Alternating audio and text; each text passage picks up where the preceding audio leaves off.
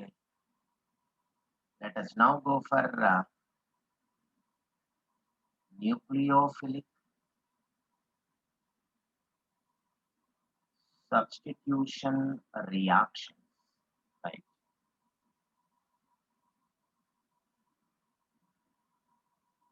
What are nucleophilic substitution reactions? You know, substitution is nothing but replacement. See, in these reactions, a weaker nucleophile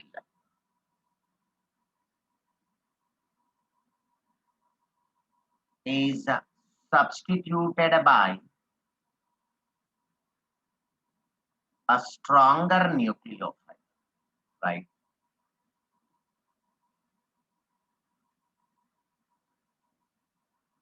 A weaker one is replaced by a stronger one, okay?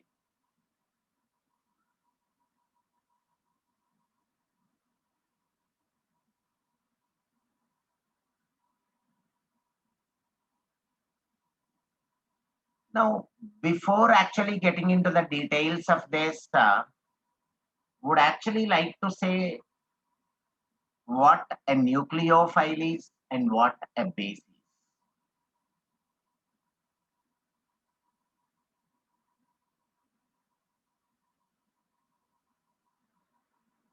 Both the nucleophile and the base are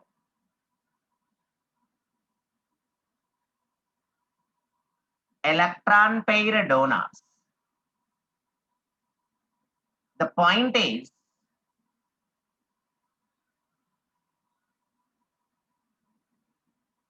if the pair of electron is donated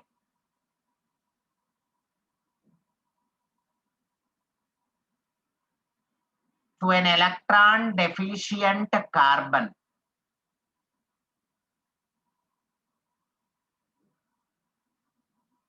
then the donor is called nucleophile, right?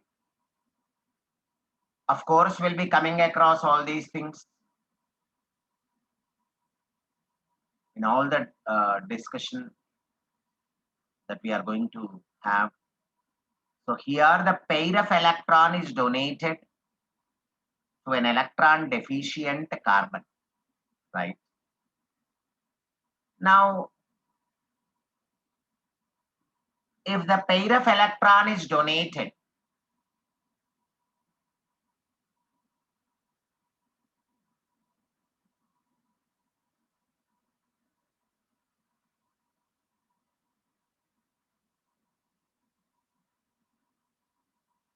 to an electron deficient hydrogen, I mean to a proton,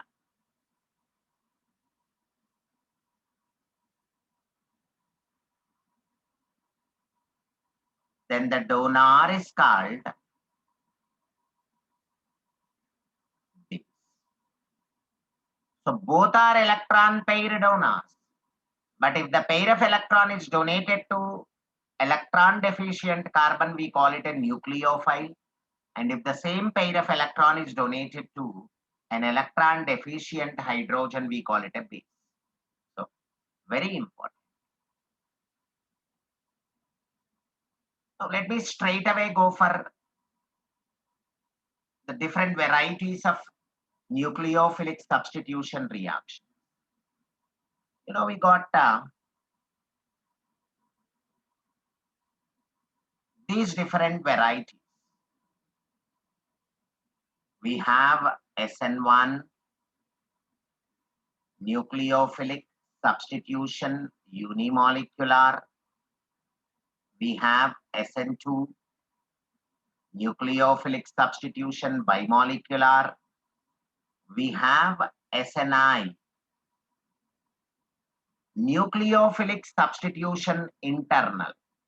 You can recall your memory of the elimination reactions. Similar type of elimination reactions we have seen in alkenes topic. E1, E2, EI. And there is something fresh,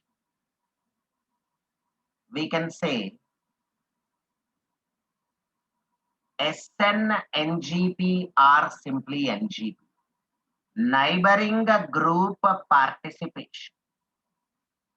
These are the four important things what we are going to discuss. Okay, come on.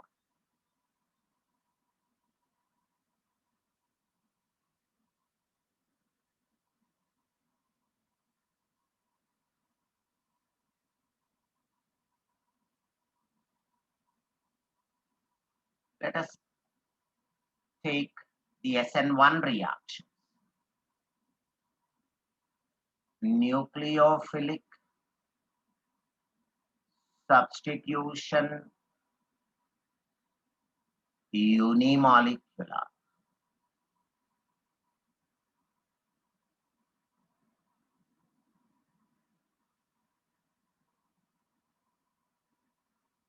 Let me just give you example with the mechanism.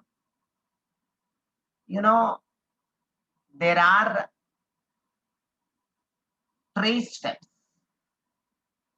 Of course, the third one has no great significance, but still, let me give you SN1 in 3 different steps. First step is ionization. Okay, let me take an alkyl halide.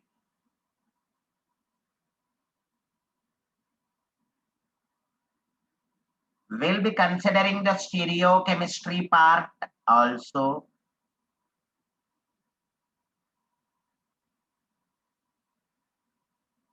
Okay.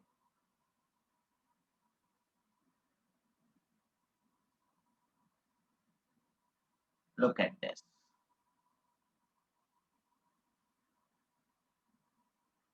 Now, this particular alkyl halide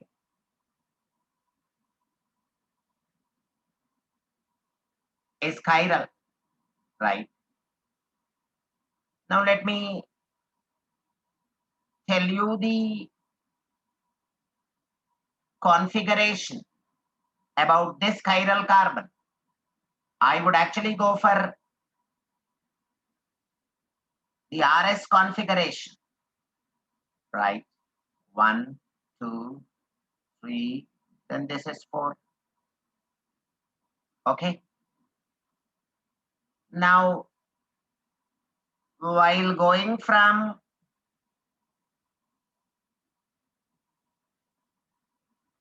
first to third, we are going in anti-clockwise direction. Okay.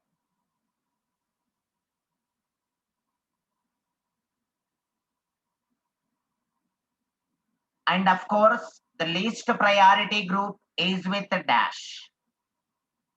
So we can give the configuration as S, isn't it?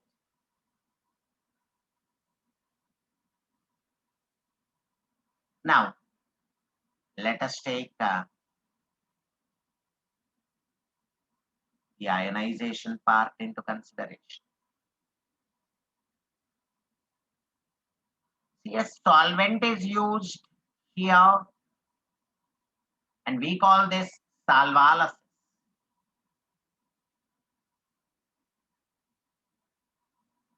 When a solvent is used,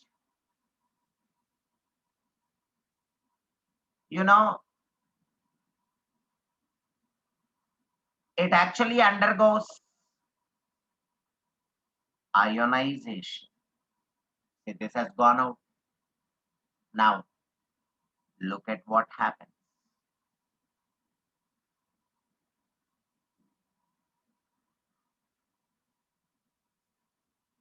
We get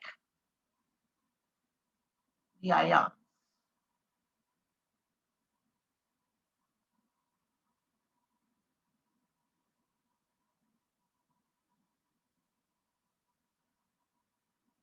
First one is a carbocation.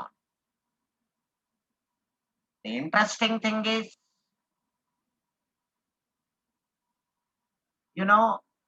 this step is the rate determining step or flow step of the reaction. Very important. See, in the rate determining step or slow step of the reaction, you are getting a carbocation. Carbocation intermediate is what you are getting in this. Okay. Then along with this, of course, you get bromide ion. Okay.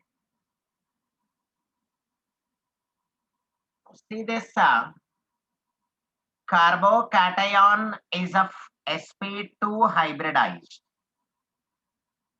Means it is a planar. So is attacked from either sides by the nucleophile.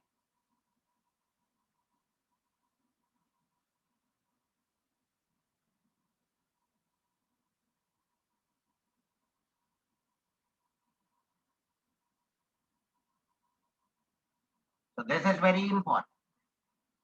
Attack is from both the sides. Let me show you.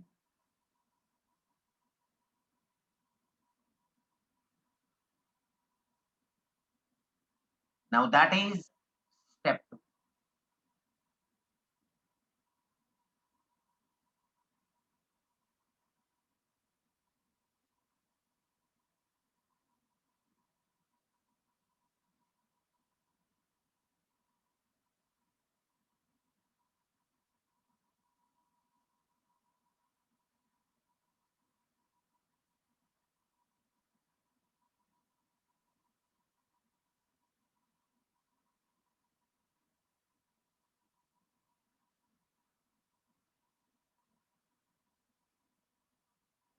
So as I said, a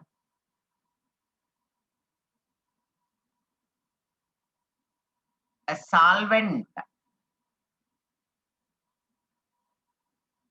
let us take water here. Now see this attacks the carbocation from both the sides. From this end or from this end.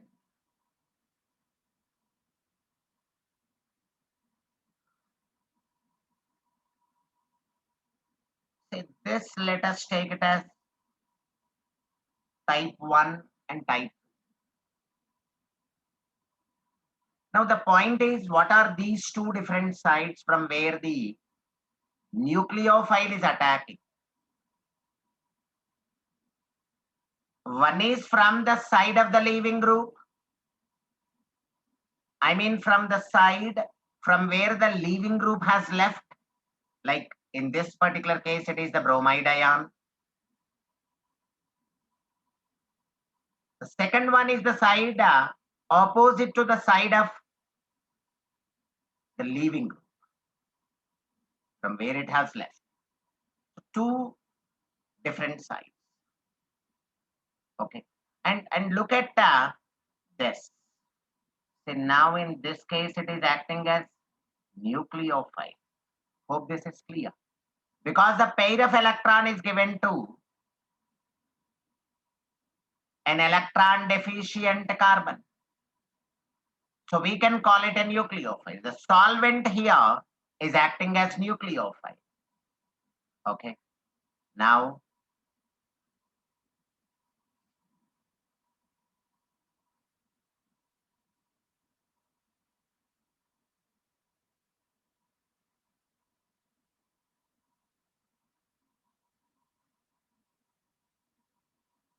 first one will give us this product.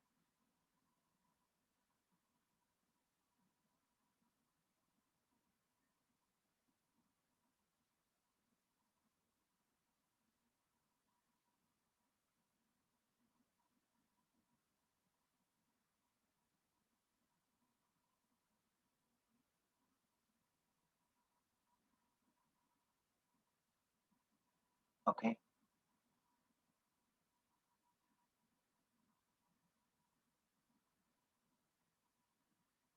Then the second one.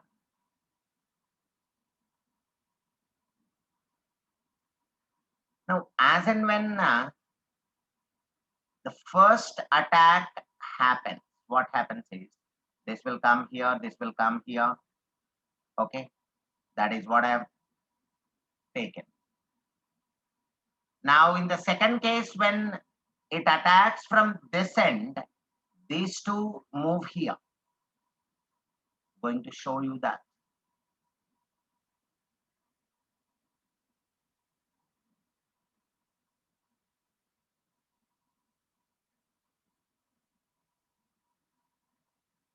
Still left with a pair of electron.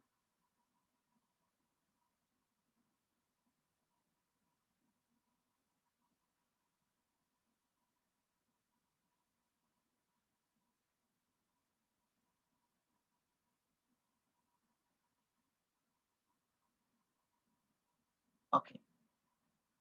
So this is how in the second step, the nucleophile attacks the carbocation from either side. So the step can be given as attack of the nucleophile.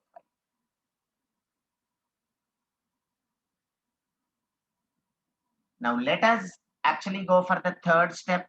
In fact, it has got no much significance. It actually involves the removal of a proton to give us an alcohol.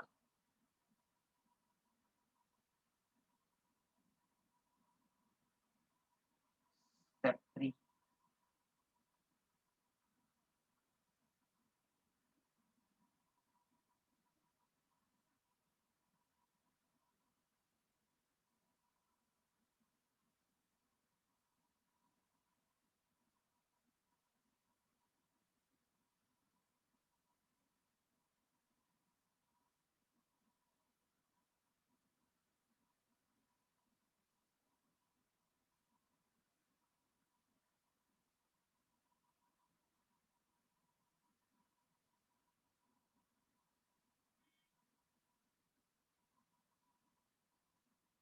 Now take another water molecule and see here. Now this pair of electron is given to a proton, means it is acting as a base. So I've shown you both the things. Now, as and when the pair of electron is given to a proton, the bond between oxygen and hydrogen moves towards oxygen. In fact, it goes towards the positively charged oxygen. So you get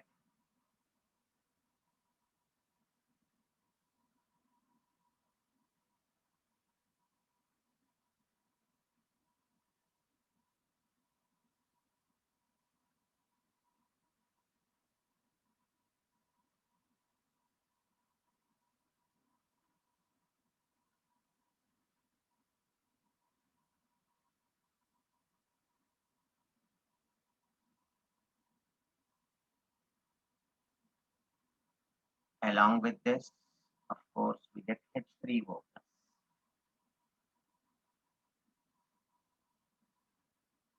Now let us check the configuration.